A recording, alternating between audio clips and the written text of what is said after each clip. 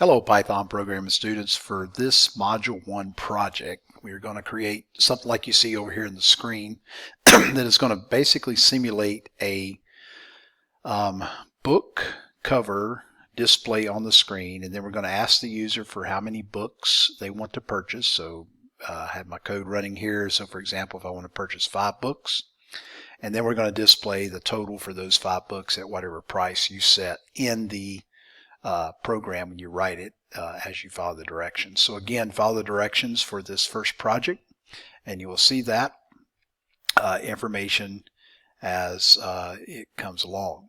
So we're going to use a different tool for this project, and I'm going to go ahead and log out. Instead of using the sandbox in CodeHS, we're going to use our account in Online GDB. So navigate in your browser to onlinegdb.com, and this is one of those accounts that you are supposed to set up on the first day of class. So if you forgot to set that up, make sure that you are signed into your CMS Google, and then click the sign up button if you have not signed up for Online GDB, and then log in or sign up with your CMS Google account. I'm already in there, so if I go, and it will automatically log me in. So now I am logged in. You can tell you're logged in because it will say log out, and it will say welcome your name. So the first thing you're going to do is you're going to create a new project. Right here where it says new project, just click create new project. Make sure that on the right hand side, this will probably be on C to start with. It will look like this. So that's the default language in Online GDB.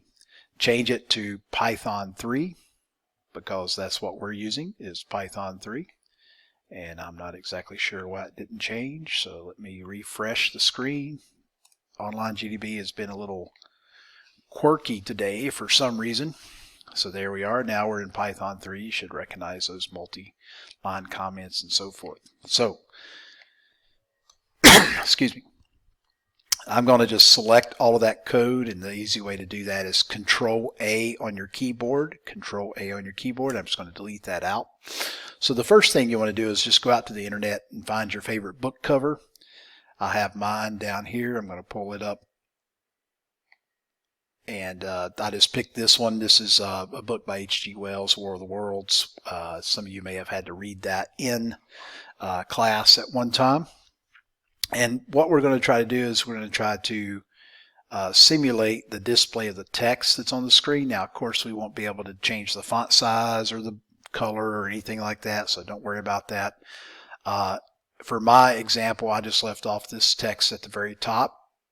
So again, we're just kind of getting the main title of the book. If you don't want to use a book, you can use your favorite video game cover as well. For the project, you will submit both the book cover and the link for your code here. All right, so let's start coding. So the first thing we're going to do is we're going to start with some comments at the top, and I'm just going to copy and paste those comments in just to save a little time on the screen. You can pause the video, and I will zoom in a little bit so that you can see that a little better. And so you can pause the video until you get that much information typed in. So these comments at the top, 3 single line comments, these are going to be our program comments from here on out. Every program that we do from here on out, we will add these 3 comments to the top. We'll have a name, a date, and a program. And then remember, this little multi-line kind of pseudo comment. It's not a real comment. It's just really a multi-line string. And since it's not attached to any variable or anything, Python just kind of ignores it. So that it kind of tells us the purpose of the program. So the first thing you want to do is simulate the book cover as close as you can. So we're going to make a multi-line string to represent the book cover. And please type these comments out, as they are part of the project, and we should add comments to help people understand and other programmers understand the code that we're creating. All right, so I took my cover, and let me see if I can get it up here again and put it beside the code so we can just kind of see what I did here. All right, so again, I just took this top part, H.G. Wells, the author, the title of the book, and then it's got a little subtitle underneath, and I just kind of underneath that, and then I just kind of made that as close as possible. So your book cover, your video game cover may be totally different, and that's okay. Just try to get it as close as possible to matching. All right, then we're going to display the cover. So how will we do that? Well, that's just simply a print statement. And remember, when you print the variable, you do not include quotation marks around the variable name. If you included quotation marks, it would just have the word cover because it's a literal string. Then we're going to display a blank line just for separation's sake. All right. So the next part is we're going to create a variable for the price of the book and assign it some dollar amount.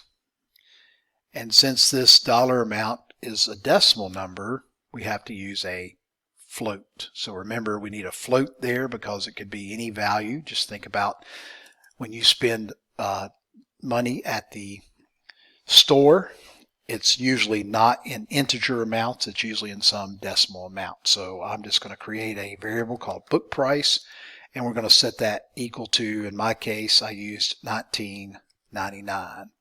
Remember, do not put a dollar sign here. If you put a dollar sign here, it will not work later. I'm going to pause. Okay, so we've got our book price. So the next thing we're going to do is we're going to ask the user how many books he or she wants to purchase, and remember, we do that with an input function. So again, I'm just copying and pasting the code for time's sake, so you can pause the video at any time and type down what you need to type down. Again, follow this project exactly. The data will be different, but the structure and the organization should be very close to the same. Then we're going to calculate the total amount to be paid. Okay, and so since book quantity, book QTY, is coming in from an input, remember input returns a string all the time, and in Python we cannot do, if we did book price times the string, we would have for total the string repeated the book price number of times, which is a float, so that would give us an error in Python. And so just remember, we got to convert that string back to an int. So the last thing we're going to do in our project is display a message for the user, and also let them know how much their total is and that sort of thing.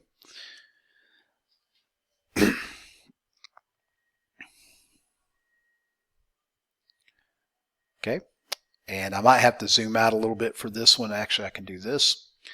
So what we have now is the price for the book. Well, again, we're printing another blank line just to make it look good on the screen.